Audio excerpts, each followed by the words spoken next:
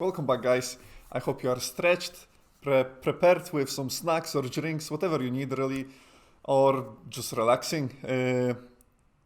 I got more content for you, and this time we're going to be chatting to Monkey Hat Games, and we're going to be checking out their project, and we're going to see what they've got up to during Transfuser and see what they got for us for ProtoPlay Live. Remember the ProtoPlay hashtag on any social media if you would like to share your games. If you are part of Monkey Hat Games, perhaps now is a good opportunity to tweet about it. And remember the social links and social handles are in the panels below if you want to access the ProtoPlay website or Transfuser or Games Fund websites and Twitters. All the handles are below the channel. Okay, without further ado, let's get on with it. Hello, hello. Hi, can you hear me okay? I can hear you perfectly fine. Good microphone Awesome. right there. Oh, thank you. How are you? I'm good, thanks. How are you? I'm amazing. And and who are you? A bit about yourself, your game, and your team, of course. Yeah, so I'm Sean. I'm the lead designer at Monkey Hat Games, and this is our game Hatch-A-Pon. And so Hatch-A-Pon is a co-op 3D platformer about collecting eggs and hatching animals for your ranch.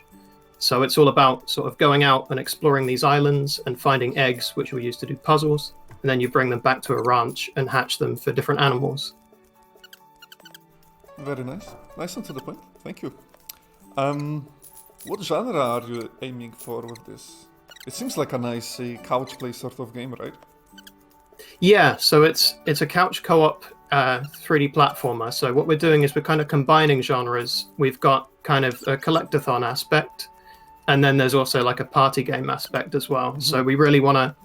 It's structured as like a collectathon game where you're going out and you're finding these collectibles, but we really want the kind of fun that you get from a party game with all the like crazy physics going on and working with your friend. So yeah, that's kind of the genre that we're going for. I see. Awesome. Nice. Yo, the game is the birds, or is it the ducks? Whoever they are. Ducks, yeah. If in doubt, call them chickens, right? Yeah, the ducks are looking hella cute. Good job on the modeling and the running animation right there. Oh, thank you so much. Yeah, we're pretty proud of those. A lot of people seem to like the ducks. Yeah. Speaking of being proud of things, what's your favorite part of your project? So far, at least. My favorite part so far? I think it's just the potential for unexpected things to happen while you're playing, because obviously we've got a lot of physics mechanics. And the levels are quite open. So I think my favorite thing about the game is just as you're playing, you can run into some really unexpected circumstances. Like you have to throw the egg to your friend and you just make it, or you've got an egg teetering on the edge of a cliff and you have to save it before it falls off. I think those are the best moments because there's a lot of unpredictability there. I see. Cool. Was it difficult to implement the physics which you are mentioning right now? There's been a lot of work done to make the game feel good, and it's still an ongoing process because obviously you need to have the players feel responsive, but having the physics elements in there, you've got to have a bit of random fun as well to keep things unpredictable. So there's been a lot of work going into it, but I think we've arrived at a pretty good place where the game feels quite good. So yeah, it's a really interesting process to make a 3D game. I see. I'm really enjoying what I'm seeing in terms of just how vibrant the game is, right? It's really chill and definitely more on the just funny side. I'm seeing that our ducks, they seem to be collecting some form of almost like the balls you would get in like machines with like a toy inside. That's what it reminded me of. Yeah, so that's kind of the whole idea. These are the eggs that we're talking about collecting. They're kind of like Gachapon machine balls. Yeah. So the idea is that once you hatch them, you're opening it to reveal the animal inside. So we've got this kind of toy theme going on because we really want to draw on that fun of like collectible toys. Yeah. We think that's something that's really inspiring to us that we used to really enjoy when we were younger. So we want to kind of bring that fun to kids these days. I see. No, it definitely shines through in the design, and I could tell straight away because once you go into the level, you see some almost like Lego blocks laid out in the level, which I think helps you immerse yourself and understand the theme of the environment, really, which is good. Yeah, we want the world to kind of feel like it's from a kid's imagination. So there's a lot of toys and there's a lot of like sort of crafted materials and stuff. We really want it to feel like these are this is a world of imagination, and that's where the toy element comes in, and that's why everything's so bright and colorful and silly. Since we are on that, would you be looking at would you just be looking at the target market just for the much younger audience, or when you are designing, are you also taking into account the older audience as well? What's your target market? Yeah, so obviously we want the game to appeal to a broad range of people for like all ages, and that's where the sort of friendly, approachable theme comes from. And we want the game to appeal to kids, and so it's pretty simple to pick up, and kids should be able to have a lot of fun playing with their friends or family. But also, the other sort of group we're focusing on is like young adult sort of couples or groups of friends who want a co-op challenge game. So there's going to be some optional content in there that's a bit harder and kind of beating the high scores sort of element and stuff like that are aimed at more sort of students, graduates, that kind of thing. So yeah, it's those groups that we think really like the sort of co-op element. I really appreciate that. Like, I'll definitely be looking to play the game myself, to be honest, even though it's really more on the like you said, even though you tailored it for the younger audience. I really appreciate that you're taking into account things like even couples or maybe siblings that want to play the game together. So it's very considerate, and I think you're really wise to do when you're designing such a game. Yeah, absolutely. Well, it's like most popular 3D platformers. They'll be quite easy to pick up, and most kids or young people could get through the game quite easily. But there's always going to be some challenges in there, some really hard stuff that if you, for the older audiences, they're probably more going to want to go after those kind of things. So we want to make the game so that it can accommodate both kinds of groups. That's wonderful. Could you just take me through the level design a bit? Because what I'm seeing right now on the screen is so fun to look at. Yeah, absolutely. So basically, you start on the ranch, which we saw a bit earlier, and that's kind of your hub world. And then you'll go out on adventures to these islands, and the islands are sort of open levels. They have some linear sections, as you're about to see here. This is one of the challenges. One of the more linear challenges. But the levels also, they have an open structure so you can explore, and there'll be eggs hidden all around that you can bring back to your ranch. So we want it to be very open-ended and have lots of things to find for players who want to explore and try out different possibilities. That's awesome. Well, let's talk about the eggs then. What are the players getting out of them? I saw they are able to drop some sort of animal, which is then in their ranch, on which you could touch on a bit as well. Yeah, so you hatch the eggs, and then whatever animal is inside will go to your ranch, and the animals inside are randomized with different rarities. So what you're trying to do is you're trying to fill in like a bestiary and collect one of every animal, and so some are rarer than others. So you'll be really trying to get those ones, and we want to have that kind of satisfying feeling of collecting all the animals. And then once the animals are on your ranch, there'll be different like mini games and activities you can do with them.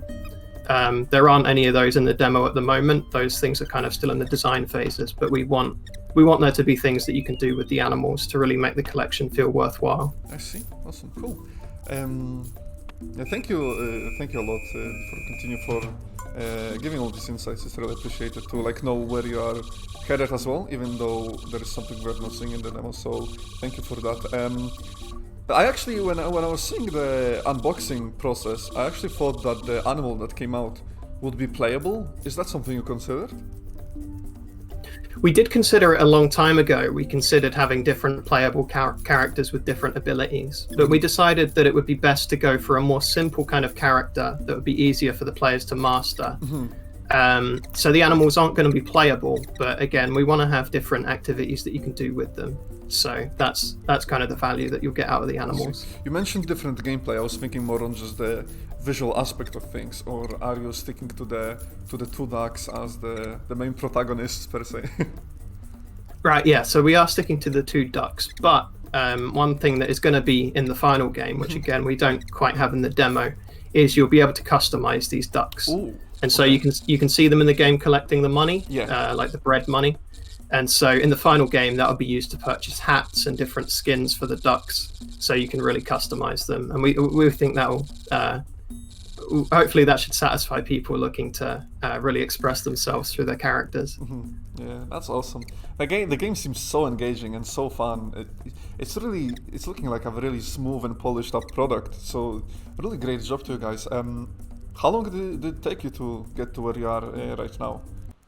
And maybe a bit more actually about your inspiration, where the idea for this game come from, before you actually get into the details. Yeah. I'll start with the inspirations then. There's a load of different inspirations, all kinds of things that we've loved to play and to enjoy. Obviously, there's kind of the toys, and we all, when we were younger, liked to collect toys and the sort of gachapon things. So that's a big element of the theme. But when it comes to game influences, there are the collectathons, so the classics like your kind of Banjo-Kazooie, Jak and Daxter, that sort of thing. Yeah. But then also the party games that we're drawing influence from as well. So like Overcooked and Gang Beasts, where you get the kind of couch co-op, crazy, fun, unpredictability kind of thing. So those are kind of the influences that we're bringing together on this game. And so for about how long it took to make, Hatchapon started as a university project in our final year of university. I see. So we would have originally started about a year ago. But as we were making it, as we got to the end of the university project, we found that game project was getting a bit bloated and there were a lot of things we could do better. So as we started Transfuser at the start of the summer, that was really a great opportunity to start again and build things from the ground up to make them better and apply things that we've learned. So this version of Hatchapon that you're seeing today is a brand new project that we started when we joined Transfuser a couple of months ago. It plays a lot better and it looks a lot better than the university version. So your development plans certainly changed once you enrolled onto Transfuser, right? Yeah, definitely. Like I said, it was a great chance to basically start again and apply everything we've learned from university and just to kind of start over and make a game that we would want people to play and a game that we would want to sell. So it's been a really good experience for that. No, from what I'm seeing, it's definitely a game I would like to play. So great job! It's well, thank you. Yeah, it's looking great. It's looking great. What about the influence, not of just your choices that you made to finish the game for Transfuser, but also what about the influence of the community or other teams, or maybe any guidance you've had from some professionals? Did that influence your development? Yeah, so the whole Transfuser community has been really helpful. It's been great to be able to talk to so many different people with different experience in game dev and stuff. And we've had people play testing throughout the process, which has been really valuable when improving our level design and controls and things like that. So the community has been really helpful, and also our facilitator Laura as well has been brilliant, giving us feedback and advice on things. So yeah, having so many people with different experience to draw from has been great for us. That's wonderful. That's wonderful to hear. Have you had almost like pairs of people coming up to you with how they felt about the game, or was it random people that were playing together? How does the cooperation work? Is it online based, or is it purely like couched play? Yeah, so for the demo at the moment, up to this point, we've only got couch co-op. So it has to be obviously pairs of people in the same house who are playing together, friends, family, things like that. For the final game, we do want to have online play. So people should be able to play with their friends wherever they are around the world. But yeah, so far, and in the demo that you can play at ProtoPlay, it's all couch co-op only because we haven't got the online component in there yet. I see. No, but it's great to see that you are planning to have it in. It's definitely gonna help the game plenty, I feel. Is there a way for the player to expand their ranch, or is there just the emphasis on actually collecting as many of these animals as you can get? So just touch a bit on progression in the game, perhaps. Yeah, so obviously the main mechanic of progression is the collecting. And as you collect the animals, we want there to be a real sense of progress on the ranch. So for example, you can probably see right now on stream, there's a tent in the shape of a hat. And that will be one of the places where you can buy the hats for the ducks. And that will be something that's unlocked as you collect a certain number of animals on the ranch. And so what we're going to have in the game is, as you collect certain amounts of animals, more things will be unlocked for the ranch, more mini games, more characters, and more mechanics. So we want the ranch to really feel like it grows as you progress, and it feels like kind of you're helping to build it up as you play through the game. I see. That's awesome. That's really cool. Because you get that sense of progression not just in terms of what you own as a player, whether it's bread coins or the eggs, but also you get a visual representation of how well you are doing in the ranch, because it keeps on changing, right? Like you mentioned. Yeah, we want to have all kinds of things to show that you're really progressing, and it should feel really satisfying once you've collected all the animals to look back on your ranch and see all the different animals there and see where you've come. Yeah. That's awesome. Your game is it's so vibrant. I can't get over it. It's so fun. it's what all players need around the world right now. Is this kind of game, really. It's great. It's wonderful. Plenty of just cheer and just it's a bubble of happiness, this game. Yeah, that's kind of what we're going for, so thank you. I think you certainly nailed it, yeah.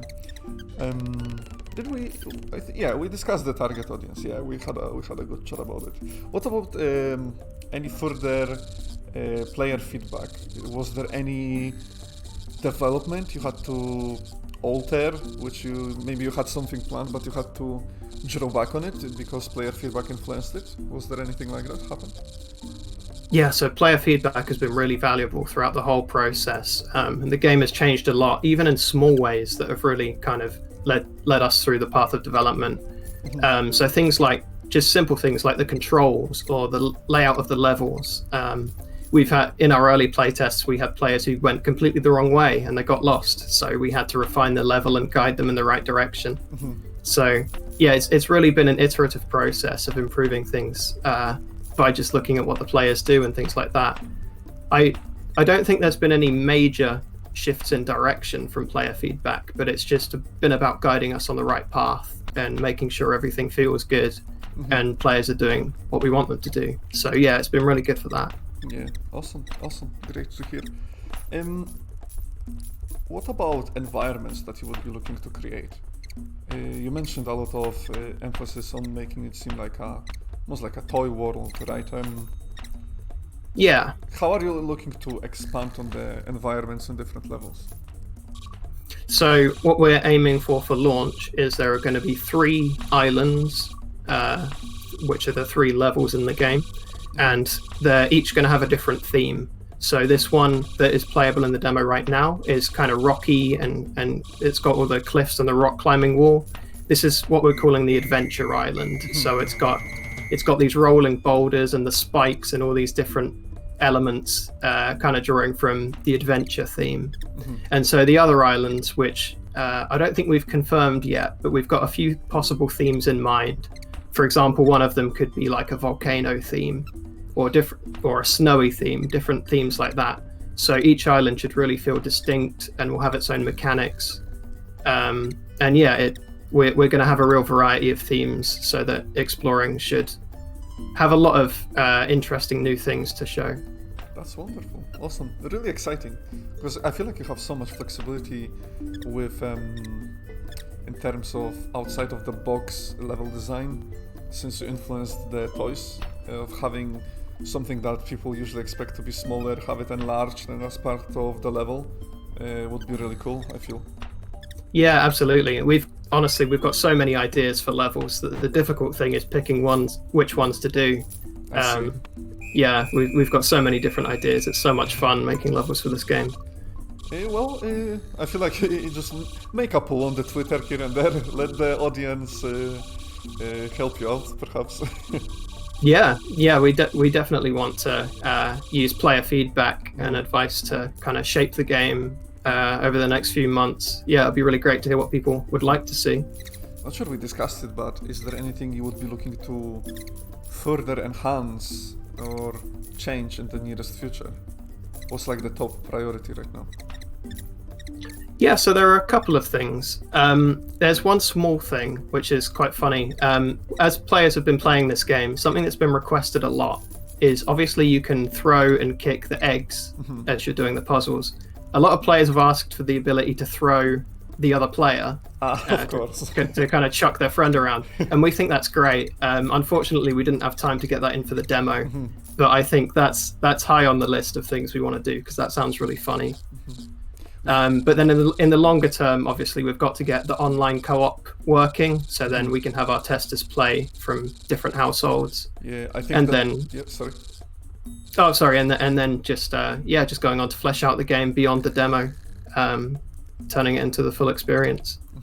I think it will definitely increase the feedback you receive if once this goes online play as well. And in regards to that, we actually had a very good question in the chat. I believe one of your teammates answered it. But the question was, is it possible to play solo? Do you have plans for an AI companion or swapping between the decks? So we have a few different ideas for the solo experience, and we haven't nailed down exactly what it will be yet.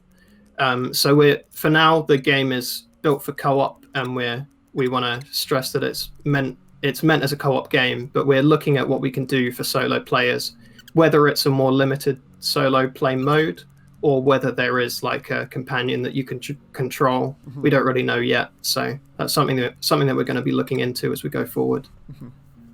That's awesome. That's great to hear. What was the inspiration? We saw on the screen there was a window that almost seemed like a sticker kind of vibe I was getting from it. What was your inspiration for the actual visual style of the game and the UI itself? Yeah, so again, it's kind of drawing on the toys and the kind of memories from childhood kind of thing. So that screen that you saw there is what is the bestiary, and that shows your animal collection. And the idea with that was to try and make it look like the kind of sticker leaflet that you'd get in a toy capsule. That kind of says, collect them all. Here are the other animals you can find. So, and then as you fill that in, obviously you see the different animal portraits. That's brilliant. Brilliant. So we really want that kind of toy theme to come through on all the different aspects, even the UI. We think it adds a lot of character. Yeah, no, it's great. You're sticking to the theme. The theme is working, and you're just building up and sort of you go double down on what works. And no, it's great to see. It's a really exciting game, and I'm definitely looking forward to it. Speaking of looking forward to it, what's the plan? What's the big picture post Transfuser? Yeah, so at the moment we're looking at a release date for summer of next year. Summer next year. Circle entire summer in calendars. I'll keep it in mind. I don't want to be any more specific than that because we've got a lot of stuff to work out. That's absolutely understandable, yeah. It should be around the summertime that we're looking at releasing. Wonderful. That's great. I'm really excited for this game. I'll make sure to definitely keep an eye on this one, probably on my Twitter timeline. Oh, thank you so much. Absolutely. I need to follow all the teams. Guys, anyone watching, if I still haven't followed you on Twitter, it's because didn't have time. We were really busy with providing you the content, so the follows will be coming through, don't worry.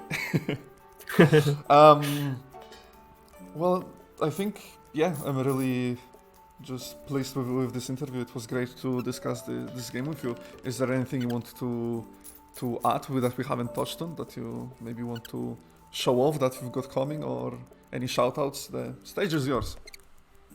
Okay, thanks.